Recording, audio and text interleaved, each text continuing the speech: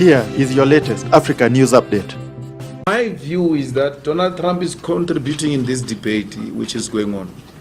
And in the process of contribution, Donald Trump made a similar contribution that were made by white people, all of them, in the hearings, in the public hearings.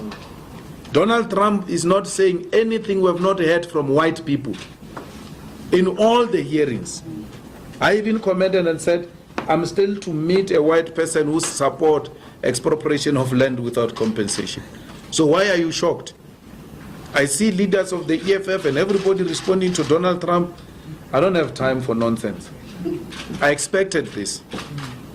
And more backlash is going to come.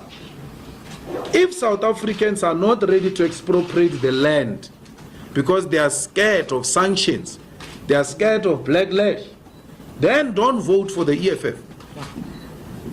Because you vote for us, we are going to expropriate land. And Donald Trump will come for us. And Britain will come for us. And the EU will come for us. I said, and I said this throughout my life in the movement, that for everything good comes the pain before.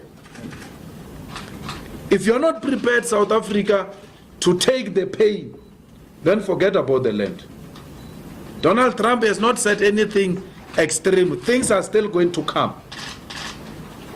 I hope the Zuma group in the ANC, which is supporting this thing, they know the consequences. We know the consequences. We know that the first response will be killing. They will kill us for that. So we know that death is the first price we are prepared to pay. The second price we are prepared to pay for this land is poverty. They will close taps. But if there is a conviction, and not sloganeering and public opinions, then we must be prepared for everything. It's a war. We must be prepared for Donald Trump and all of them. We're not scared of them. We remain unshaken. Actually, we are more determined after the Donald Trump tweet to expropriate our land without compensation.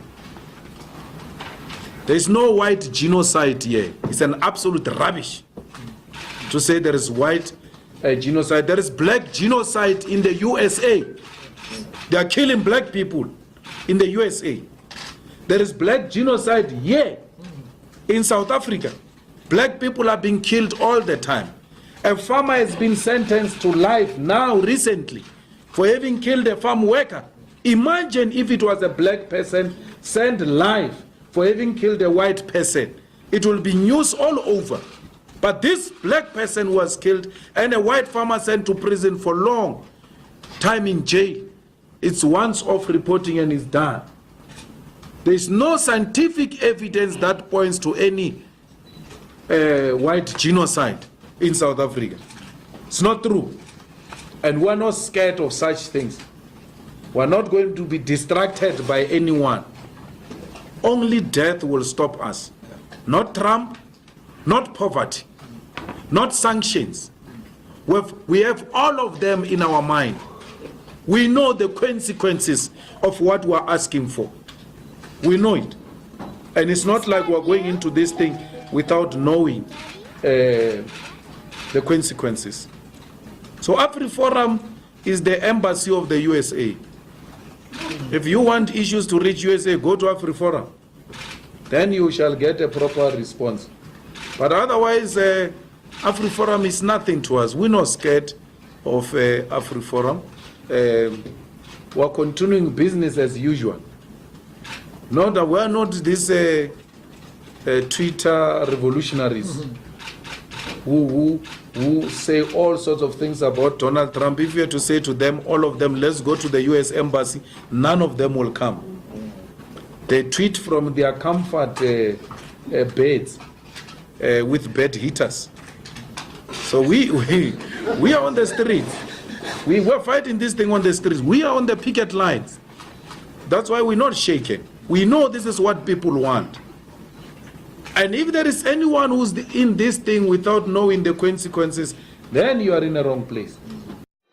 Do you have any African news tips? Let us know in the comments below. Thanks for watching, and please subscribe to get the latest African news.